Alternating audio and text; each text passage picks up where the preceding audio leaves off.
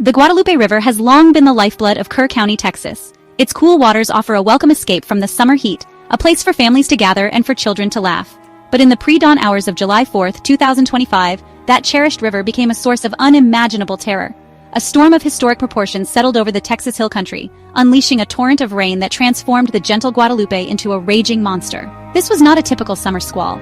It was a concentrated, relentless downpour that the land simply could not absorb. A tragic and sudden event that has left a deep and permanent scar on this close-knit community. The speed of the flood was something few had ever witnessed or could have prepared for.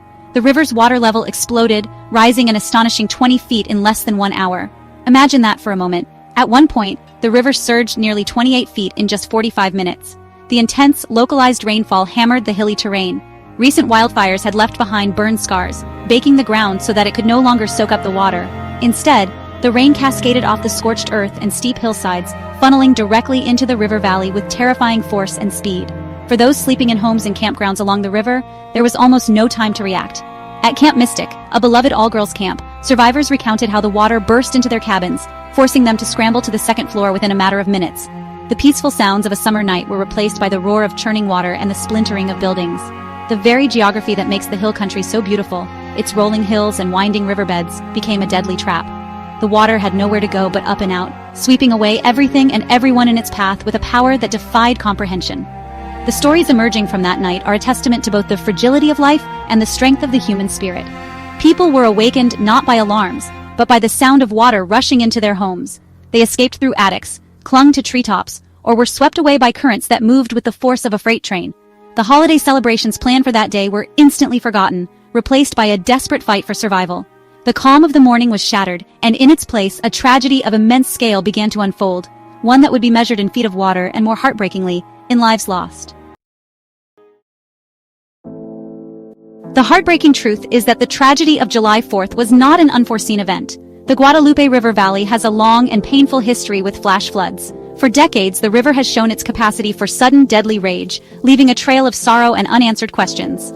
As far back as 1987, a devastating flood claimed the lives of 10 teenagers near Comfort, a tragedy that should have served as a permanent, sobering lesson. Yet, the lessons of the past seem to have been washed away by time and complacency, leaving the community tragically vulnerable when history repeated itself with even greater fury.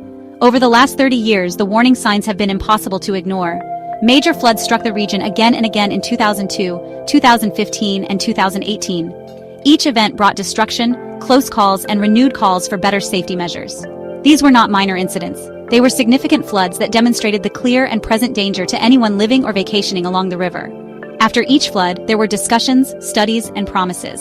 But as the floodwaters receded, so too did the sense of urgency. The critical infrastructure needed to save lives, a modern, comprehensive warning system, was never built. The absence of an effective alert system is a central and agonizing part of this story. On that fateful morning, there were no sirens to pierce the night and warn sleeping families of the impending danger. A request for a code red emergency alert was made by a firefighter, but it took a staggering 6 hours for Kerr County officials to send the notification. By then, it was far too late for many. This critical delay is now under intense scrutiny, but it points to a larger, systemic failure. The community was left to fend for itself, relying on word of mouth or the terrifying sound of rushing water as their only warning. So, what stood in the way of implementing these life-saving alarms? It wasn't a single person or a single decision. Instead, it was a slow, grinding process of bureaucratic inertia and competing priorities. Proposals for warning systems faced hurdles with funding and interagency coordination. Budget committees reportedly delayed or deprioritized the expense, viewing it as a costly measure for a threat that, despite its history, felt distant between events. A pattern of inaction among various authorities, from the county to the river authority, allowed the known risk to persist, a fatal oversight that left the community exposed and unprepared for the river's inevitable wrath.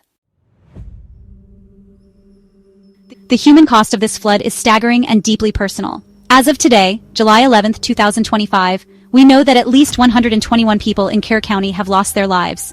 This number is not just a statistic. It represents mothers, fathers, and most painfully, children. Of those lost, 36 were children, their futures stolen by the floodwaters. The tragedy at Camp Mystic is particularly gut-wrenching, where 27 campers and counselors perished, and several more remain missing. The grief that has descended upon this county is profound, touching nearly every family, every neighborhood, and every corner of this tight-knit community. The search for the missing continues with a desperate urgency.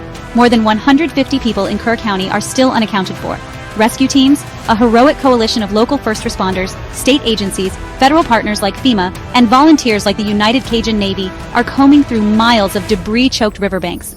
They have already performed over 850 rescues, pulling people from rooftops, trees, and wreckage in the first harrowing hours and days. Police officers rescued over 200 people in the first hour alone. These brave men and women are working around the clock, fueled by hope, but burdened by the grim reality of their task. The tales of survival are as remarkable as the stories of loss are tragic. Survivors speak of harrowing escapes, of breaking through attic roofs as the water rose beneath them, of being swept miles downstream and clinging to debris for hours. These are stories of incredible resilience and the powerful instinct to live. Yet for every story of survival, there is a shadow of loss. Families have been torn apart. Homes and livelihoods built over generations have been reduced to rubble. The physical devastation is immense, but it is the emotional devastation that will take the longest to heal. The community's response has been a beacon of light in this dark time.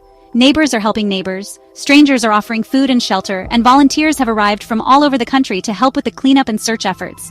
This outpouring of support demonstrates the powerful spirit of Texas.